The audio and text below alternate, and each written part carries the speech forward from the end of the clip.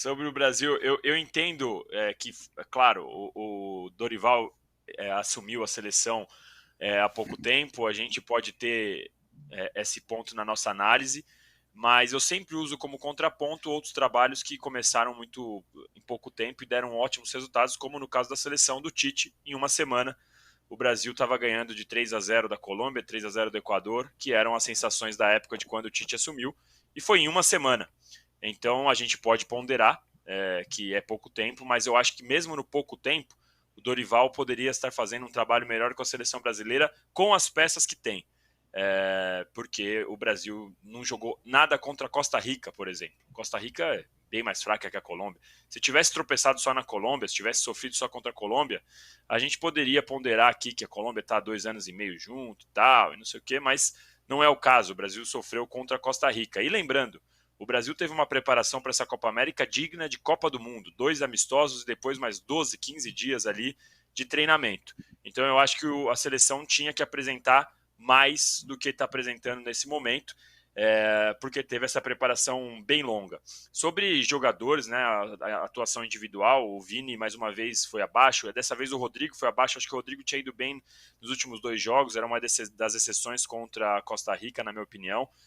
E eu acho que alguns jogadores, como no caso do Vini, que quer se candidatar a ser melhor do mundo, eles podem fazer mais do que o pedido do técnico, eles podem ir além. Lógico que não vai dar para fazer um negócio absurdamente diferente, correr o campo inteiro, mas dá para sair daquela forma. O Vini, a gente viu um jogo do Vini muito preso de novo pela esquerda, diferente do que ele fez contra o Paraguai. O Paraguai, o Vini jogou aberto, fez gols, saindo da esquerda para o meio, driblando o goleiro. Dessa vez, de novo, ele ficou preso ali, esperando bola, parecia que quase que preso à linha do meio de campo, esperando o Brasil roubar a bola para acionar ele em velocidade. Eu acho que falta mais atuação individual dos jogadores de saírem dessa forma, mesmo dentro desse problema coletivo que o Brasil tem, que a gente tem, bem claro, um meio de campo inoperante, etc. Em relação ao Dorival, eu tenho várias perguntas para o Dorival. Por que ele coloca o Ederson quando o Brasil está precisando ganhar? Por que ele faz a troca do Andréas Pereira, por exemplo, que é uma troca que é 6 por meia dúzia? Por que o Andy, que salvou ele 3 jogos seguidos e joga 5 minutos finais contra a Colômbia, é um cara que claramente já mostrou poder de decisão, poder de fogo ali para resolver jogo no final, e jogou 5 minutos. E agora, sem o Vini, eu não tenho a menor dúvida que ele vai colocar o Martinelli. Ele não vai colocar o Henrique, não, ele vai colocar o Martinelli. Vai jogar Martinelli, Rafinha e Rodrigo, porque ele vai querer manter o mesmo estilo de jogo, vai querer manter o jogo com o Paquetá armando. Falta ousadia para o Dorival, falta mudança que a gente olha e fala, olha, ele está mudando o jeito do Brasil jogar, ele está querendo ir para frente. Não, ele tem trocado 6 por meia dúzia, ele tem mantido 2 volantes, mesmo quando o Brasil precisa ir para cima. Então está faltando um pouco de tudo para mim. Falta muito do Dorival, porque poderia fazer mais mesmo em pouco tempo, e falta um pouquinho dos jogadores também, de saírem dessa forma, porque são jogadores que jogam em um nível absurdamente alto, dos jogadores de Real Madrid, que podem e devem fazer mais do que eles fizeram nessas últimas partidas da seleção brasileira. Só queria fazer Muito uma bem. observação, viu, âncora? Que é o Diga, seguinte: fala. o Martinelli não tem nada com isso, não. Eu falei, não é defesa só porque joga no Arsenal. Não é verdade. Ele falou de um jeito, aí bota o Martinelli. Pô, foi colocado lá porque ele joga pela esquerda, quer dizer. O esquema é que estaria errado, né? Ele falou como colocar o Martinelli, pô, esse cara não joga nada, joga entrar lá. Eu fico sempre me perguntando o seguinte: o que o Evanilson foi fazer lá? Se o Henrique não joga, você imagina o Evanilson. É Eu verdade, não queria joga só, jamais. eu queria só, já que o nosso Danilo já atrapalhou o Trajano no começo da fala dele ao tossir, e agora acaba de ser criticado pela opinião dele, eu assino embaixo que eu também espero mais de jogadores como o Rodrigo e como o Vini, para não parecer que eu os trato apenas como vítima de um esquema que não serve a eles. Eu acho também que jogadores desse porte têm o dever de dizer, ó, não está dando nada certo aqui, vamos fazer do nosso jeito, né? E assumir mais o jogo, não ter uma atitude passiva em relação ao que o técnico determina. Estou de acordo com o Danilo. E quem Com está falando mais ou torcedor, menos né? isso aqui, Com ó, torcedor. é o, é o, é, é o Rafael Gomes. Ele fala, amigos, o ideal não seria espelhar o Real Madrid, colocando o Rodrigo fazendo a função do Bellingham e o Rafinha ou o Endrick fazendo a função do Raio. É a pergunta aqui do Não, Rafael diz Gomes. a ele que o Bellingham joga na Inglaterra e o Kroos joga na Alemanha. Então não dá para puxar os dois para jogar na seleção brasileira. Isso é Infelizmente. verdade. Infelizmente. Muito bem.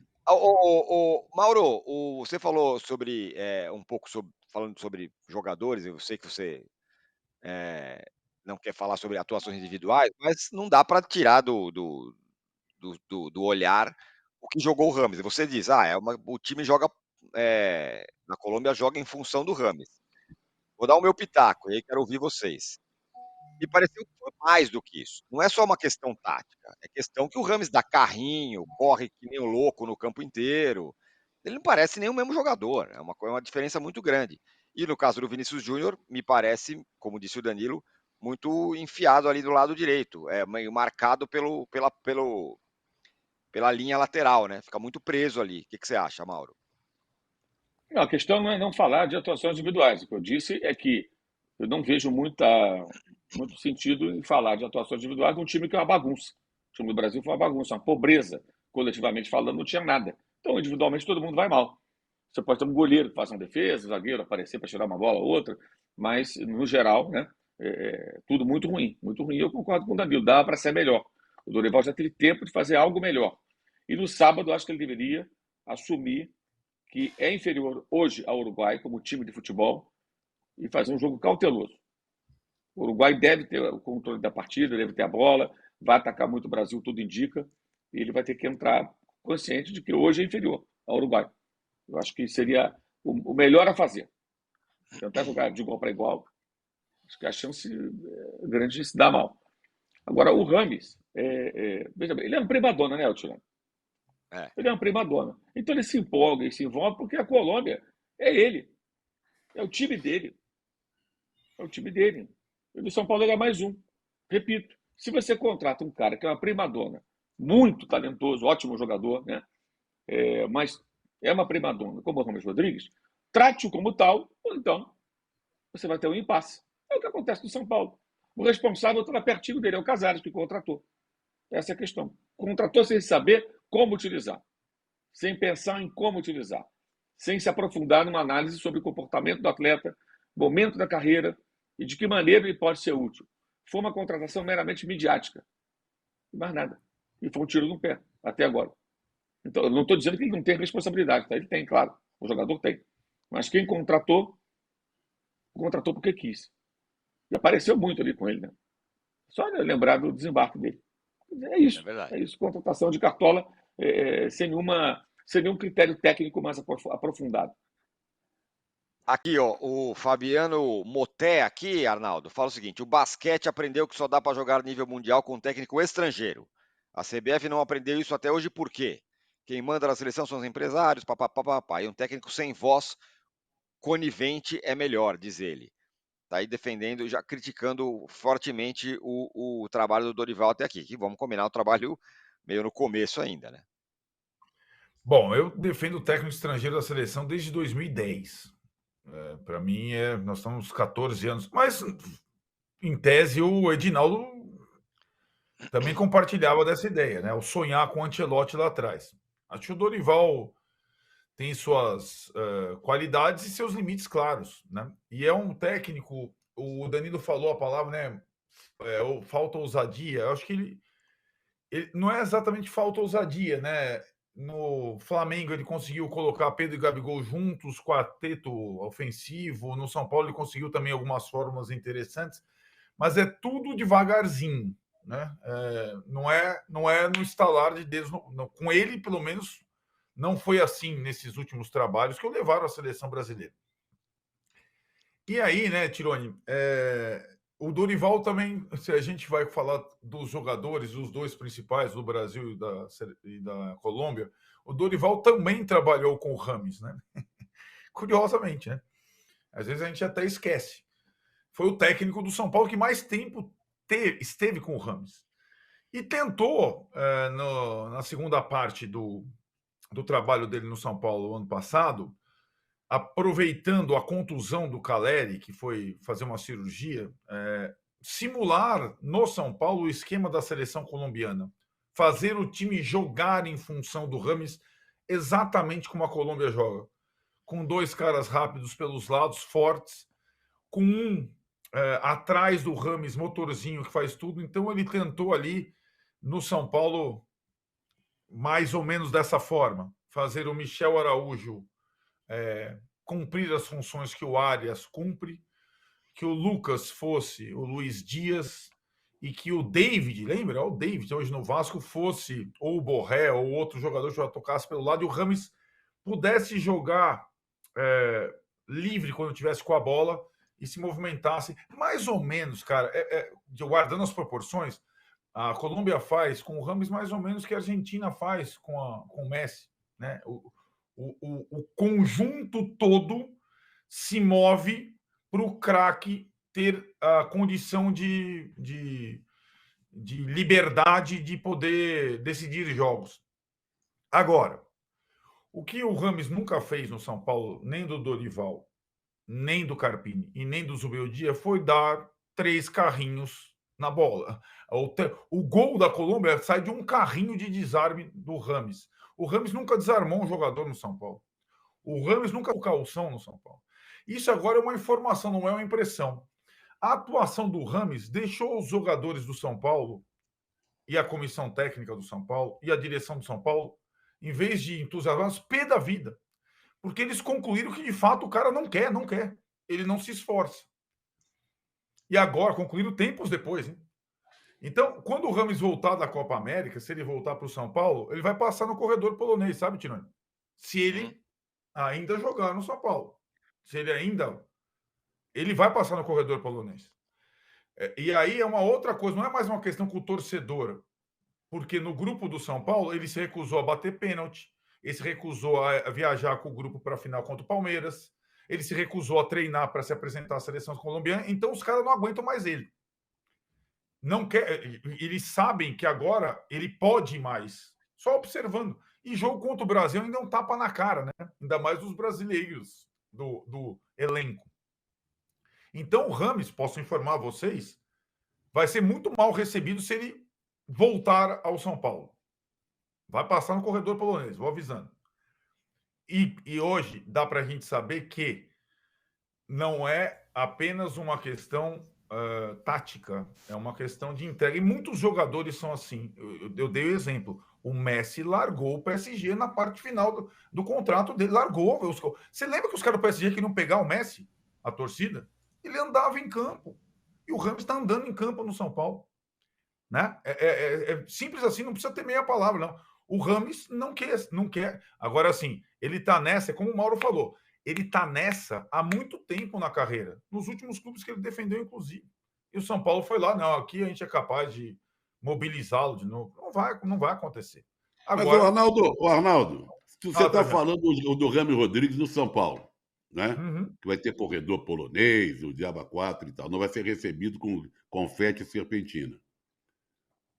Mas aí, em relação à seleção brasileira contra a seleção colombiana. Sim. Que é o nosso assunto aqui, principal, da vergonha que foi ontem. O Dorival Júnior, que inclusive dirigiu o Rames Rodrigues, ele e a sua comissão técnica não analisaram o Rames Rodrigues que está fazendo na Copa América para tentar neutralizá-lo? Ótimo ponto. Não deixar ele jogar à vontade, ele é o rei da cocada. Ótimo ponto, porque o Rames já tinha amassado a seleção brasileira do Diniz, né? Que não é um técnico que se preocupa tanto com o adversário, né? Na eliminatória.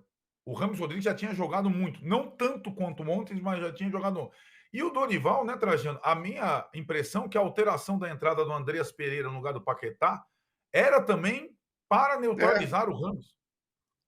O Brasil precisava ganhar.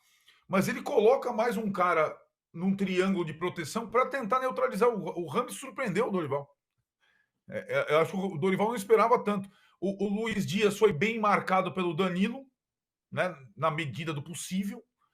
E o Rames Rodrigues deitou lá no... Porque o Brasil joga hoje, né, Trajano, sem um volante, né? O Bruno Guimarães é um jogador que mais tem recursos de armação do que de marcação. E aí o Rames Rodrigues jogava meio nas costas dele, deitou e rolou. Com o Andrés, eles tentaram encaixotar, não deu tão certo, mas melhorou um pouquinho. Mas o Dorival comeu bola nessa situação toda. E acho que ele vai ter que fazer, como o Mauro falou, contra o Uruguai, que joga com 3 no meio. O Uruguai não tem Rames, não tem o Tem Suárez. Dela Cruz, mas tem o Dela Cruz. Exato. Exatamente. Mas aí acho que é saúde. De La Cruz e o Valverde e outros jogadores ali no meio-campo uruguaio. O Uruguai também já deu um saco no Brasil nas eliminatórias. É bom o Dorival ver o VT do Uruguai contra o Brasil. Agora, pode trocar o Vini Júnior pelo Martinelli e tal, mas o Brasil tem que ter. Senão o Brasil vai tomar um saco. Porque está muito fraco. Muito fraco. E agora, questão. Espera só um pouquinho. Tem uma questão apenas, né, para a gente ponderar também o seguinte. É curioso isso. Estamos todos decepcionados, eu acho que estamos todos de acordo, não há dúvida que a Colômbia tem mais time que o Brasil, como o Uruguai tem, como a Argentina tem. Agora, tudo isso estamos falando e foi 1-1. Né? Era para ter sido 3-1. Era, mas não foi. Foi 1-1. E o que mais, no final do jogo, me chamou a atenção, Arnaldo, é que a seleção brasileira parecia satisfeita com 1-1. Exato. Embora, porque estava impotente, percebia que ganhar não ia. Jogou para não perder, mesmo que o empate não servisse. Só riscou naquela partezinha final, quando o Rafinha vai para a lateral esquerda e entra o Endrick. Né? Só riscou nos últimos 5 minutos para tentar alguma coisa. Porque senão talvez o Dorival temesse uma derrota flagrosa. Né? E entre derrota e empate ontem era a mesma coisa, né? Mas, isso. Enfim. Mas ele está a 7 jogos. Ele está a 7 jogos invicto. Invicto. Isso.